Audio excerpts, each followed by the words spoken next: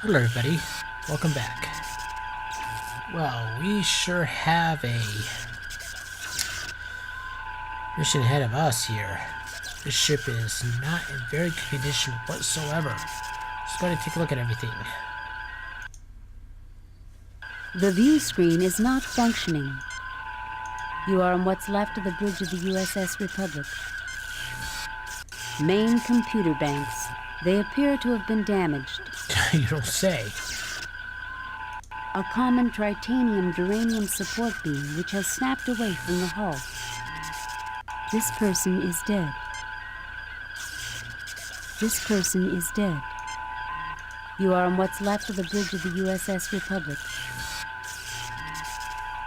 This is the captain's chair where the captain's log is stored.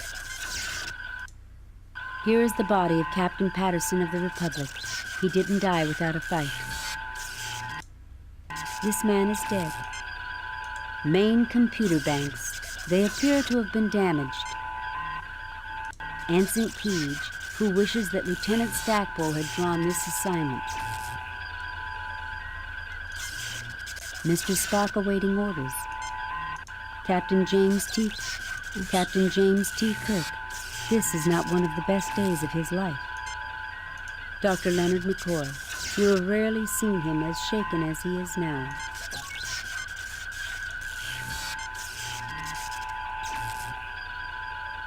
We're too late. This man must have died just a few moments ago. Can you bring him back? Punctured lung, nerve damage, brain damage, fractured arm and ribs. It's a miracle he lasted as long as he did. He's not coming back, Jim. I don't want to come back after all that. They're dead, Jim. All of them. There's nothing there required.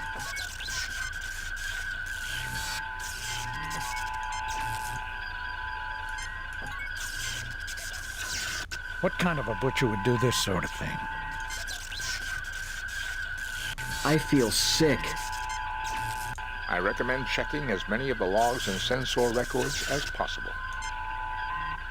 Dick Patterson and I weren't exactly friends, but this...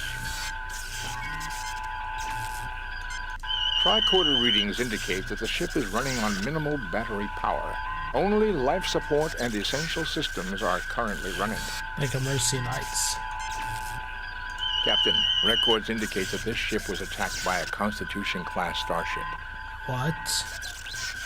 Any idea of which one it was? I am reading a record of the transponder signal, NCC 1701. It's the Enterprise, Captain. What the hell? Someone must have tampered with the computer records. May I remind you, Doctor, that the main computer of a Constitution-class starship has safeguards against such an intrusion. Furthermore, I do not see any discrepancies in any of the files that I am able to access. Nothing to report, Captain. This is a standard tritanium-duranium support beam. Tricorder readings indicate that although it has experienced enough tensile stress to push it from one side of its mooring, it has not elastically deformed beyond its ability to support a compressive load. Thanks for the dissertation, Spock. Tricorder readings indicate that the ship is running on minimal... My tricorder has picked up the final entry of the Republic. We're under attack. Our sensors are inoperative. We're trying to get shields up. Our rear deflectors down. It appears our enemy is a Constitution-class starship. We've tried to defend ourselves. We've hailed them, but no response. That's all there is, Captain. Dick Patterson was never one for making long speeches. The controls have been totally destroyed, undoubtedly due to circuit overloads caused by the battle. The controls have been totally... There are no more computer entries accessible from this station. Alright, well, I guess...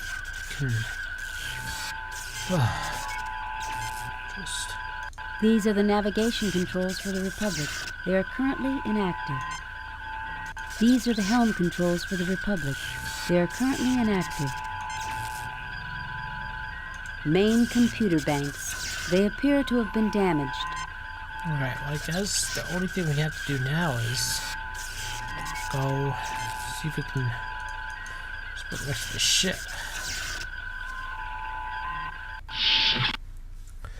Okay, well, here is a reference panel. Apparently, everything below the saucer section has been considered inoperative.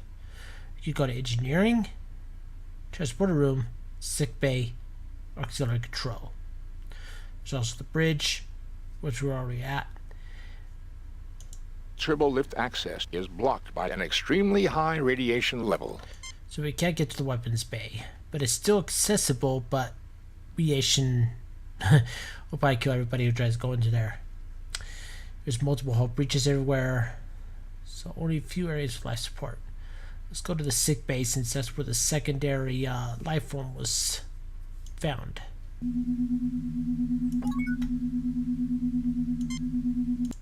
There is a twisted mess of wire and metal falling from the gaping hole in the ceiling. It is blocking access to Turbolift 2.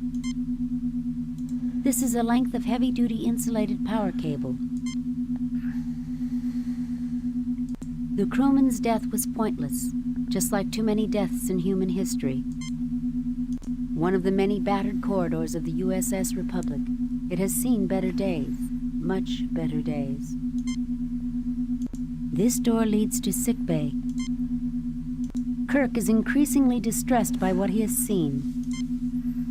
McCoy examines his tricorder, knowing that his hopes are not going to be fulfilled.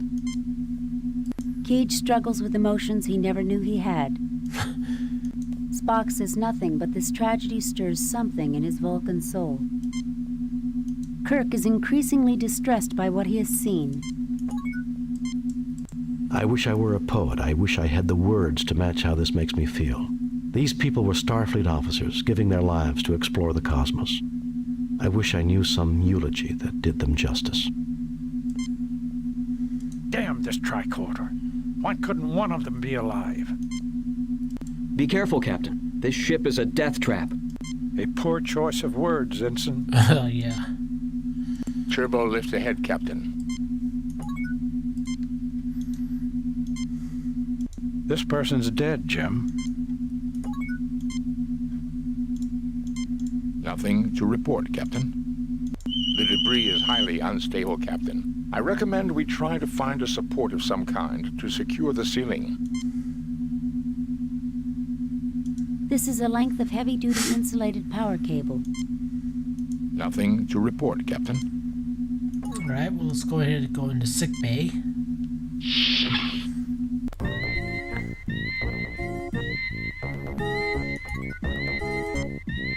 You look but see nothing of note. I can't believe it. That's Brittany Murata. I knew her from my academy days. We studied alien history together. At least she's still alive, although just barely. This is the Republic's sick bay. Fortunately, power is still functioning here. Yet another crewman of the Republic whose life was unfairly abbreviated. This monitor has recorded the death of a patient.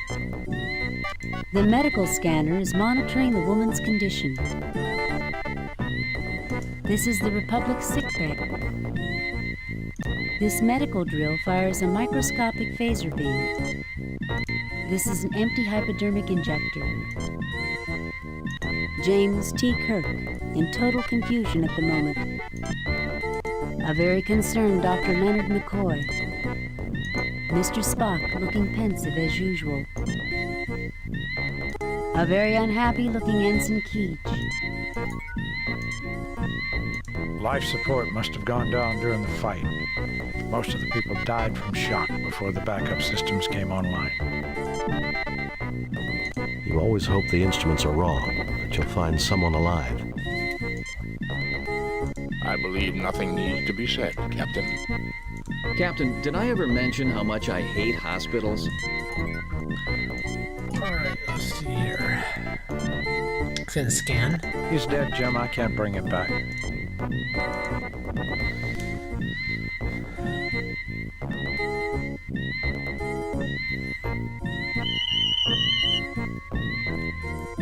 She's suffering from severe trauma and internal bleeding. I'll see what I can do.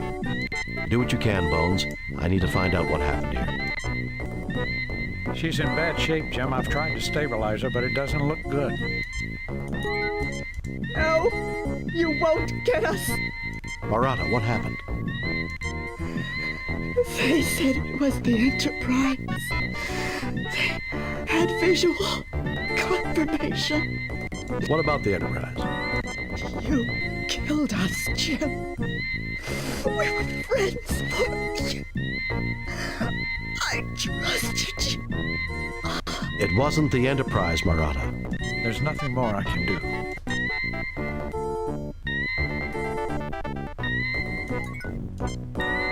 You get no response. You look but see nothing of note. There's nothing more I can do for her, Jim.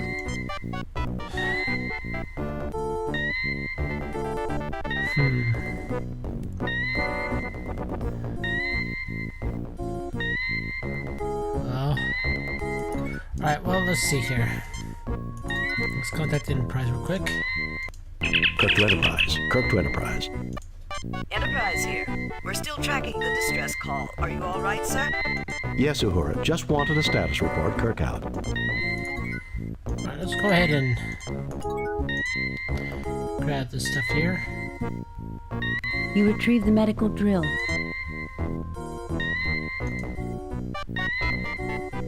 You pick up the empty hypodermic injector. Let's go ahead and get out of here. Well, gentlemen, let's see if we can re-establish power.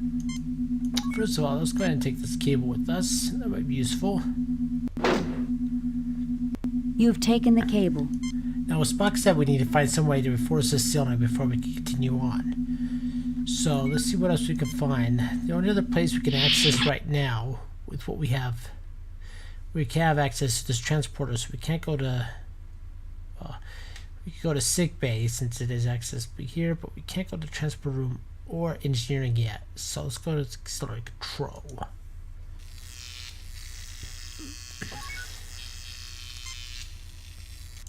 This corridor leads to auxiliary control. It is a real mess. Yet another crewman of the Republic whose life was unfairly abbreviated.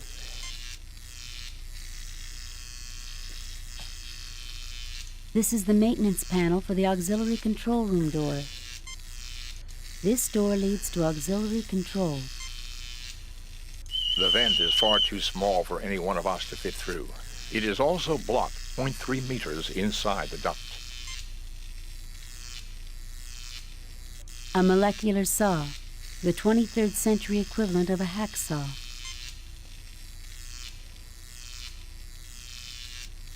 This door leads to auxiliary control. The door is jammed shut. Captain Kirk hopes that he will never see the day when the Enterprise is this badly battered. Irritated by the emotions of the humans that are accompanying him, Spock does his best to keep his mind on the problems at hand. Keege wishes that everyone would stop fidgeting. It's making him nervous. Leonard McCoy wishes he were back on the Enterprise. I'd like to meet the people responsible for this and give them a piece of my mind. You'll get your chance, Bones, I promise. I'm not in a talking mood right now, sir. I wonder if anything will be working in auxiliary control. The Starfleet engineers did their work well, Captain. A surprising amount of the ship is intact. Too bad you can't say the same for the crew.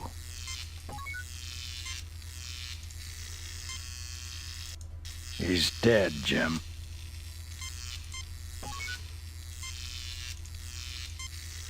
Nothing to report, Captain. Readings of the door indicate a jam in the gear mechanism.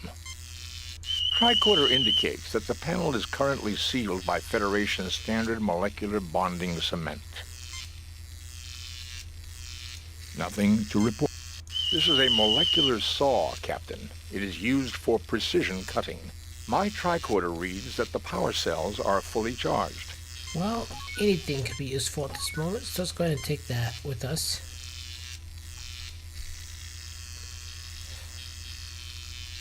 You retrieve the molecular saw.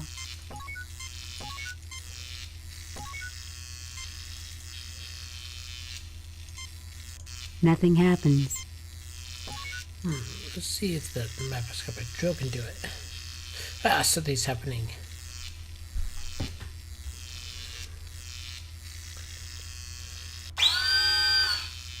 The drill easily breaks through the seal of the panel.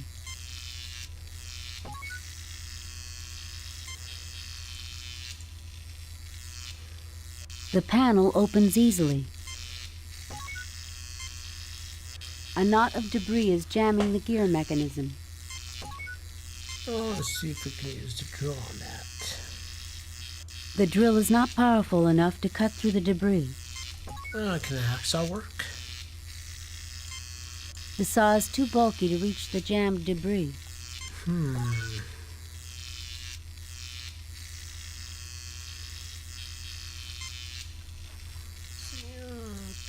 Anything else, Kevin? There's nothing there requiring a ship's doctor. Okay. Well, let's see here. Now, up here in the bridge, there's this beam here that Spock says can actually hold a compressive load. So let's see if we can use the molecular drill on it. Nothing happens. Alright, well, what about the hacksaw?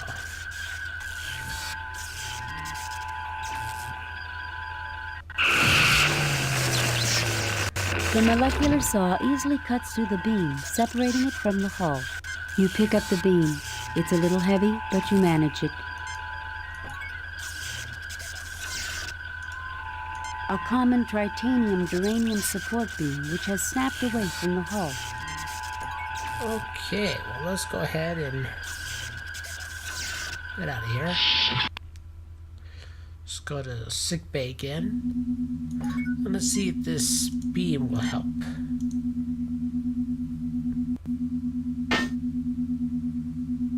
Okay. Now most likely kill vaporizing pair or kill phaser would work. The ceiling appears stable. We should now be able to use Turbo Lift 2, Captain. If you phaser it without putting the beam there, all the debris comes crashing down at the same way, so this is the way to get through. So let's go ahead and see what else is accessible from the ship. Let's go to the transporter room.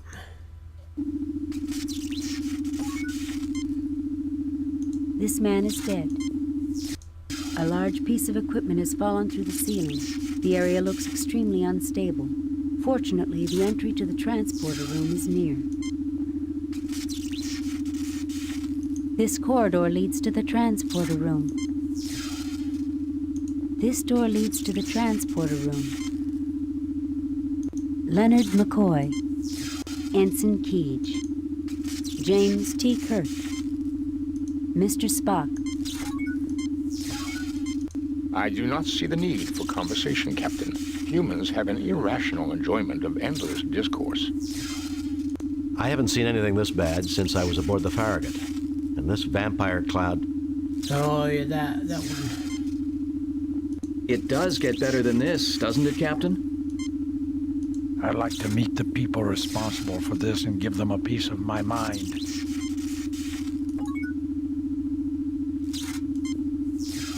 A large piece of equipment has fallen. A large piece of... This is a length of heavy-duty insulated power cable. It appears to be a section from a coolant exhaust port. I would not recommend too close of an inspection, Captain. The floor could collapse from our added weight.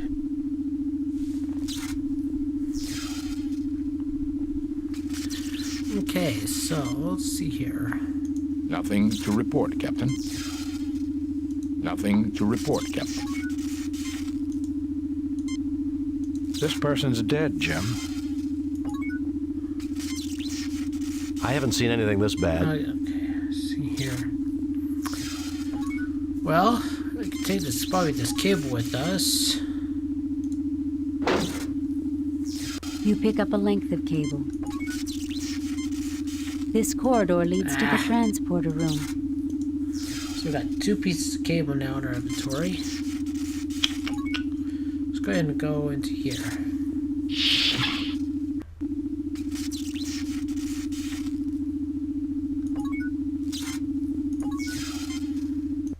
These sliders activate the transporter systems. These controls set the coordinates for the transporter. The transporter room appears to have escaped serious damage. This is the transporter chamber. The pads do not seem to be damaged. These are the power conduits for the transporter system. This door leads back to the corridor and turbo... This door leads back to the corridor and turbo lift 2. Keege is eager to perform his duties. Dr. McCoy avoids the glances of his crewmates. A resolute Mr. Spock. Kirk is extremely worried. This is the Okay, well, let's talk to everybody. This room's in pretty good condition compared to the rest of the ship. Yeah. The transporter pads seem intact, Captain. Oh, great. My favorite place in the ship. Wouldn't you know it would be in the best shape? I have a bad feeling about this place.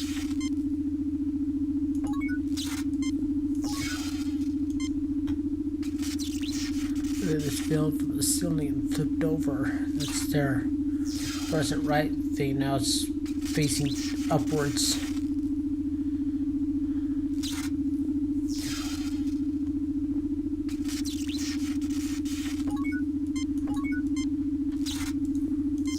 Nothing to report.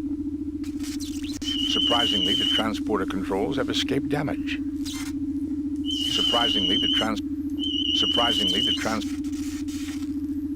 Nothing to report, Captain. Nothing to report, Captain.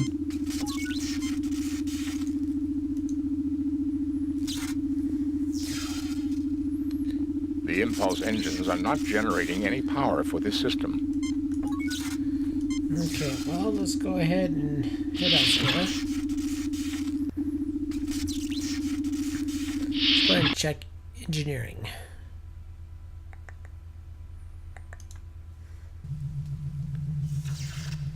Captain, I'm picking up a functioning energy source in the immediate vicinity. This corridor leads to the Republic's engineering section. A rather large pile of debris. A look of terror is still etched on the face of this crewman. These ladders are used when turbo lifts are unavailable. Unfortunately, it is blocked by debris and a small smoldering fire. This door leads to main engineering. This corridor leads to the Republic's engineering section. A resolute Mr. Spock. A sad but determined James T. Kirk. Ensign Keege, learning that Starfleet isn't always very pleasant. Dr. McCoy avoids the glances of his crewmates.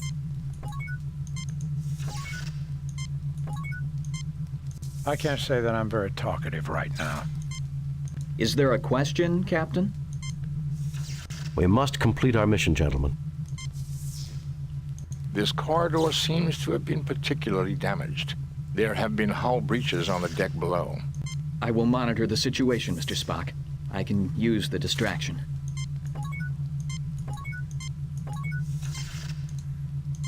Nothing to report, Captain. I'm picking up a high-energy power source somewhere I'm picking up a high-energy power source somewhere under the debris. I recommend caution, Captain. Nothing to report. Nothing to report, Captain. He's dead, Jim. Right, well, let's go ahead and use our phaser on this pile of debris here. Oh my God, Jim, is that what I think it is? Yes, Doctor. It is a portable fusion power pack. A few centimeters lower with that phaser and half this section would be history, not to mention us. Actually, Doctor, 3.2 centimeters. And based on our proximity to the explosion and the angle of the beam. Thank you, Spock. I think we get the point. This is the most powerful portable energy storage device ever developed by man. It is used to provide temporary power to small systems when main or auxiliary power is unavailable. Ensign Keege, learning that... I was gonna go and pick that up. You pick up the portable fusion power pack. Alright, well, I'm gonna go ahead and save it here. Save new game. Replace previous. Delete previous. Cancel. Save new. 18. Oops, not 28. 18. And I'll see you all in the next video. Bye for now.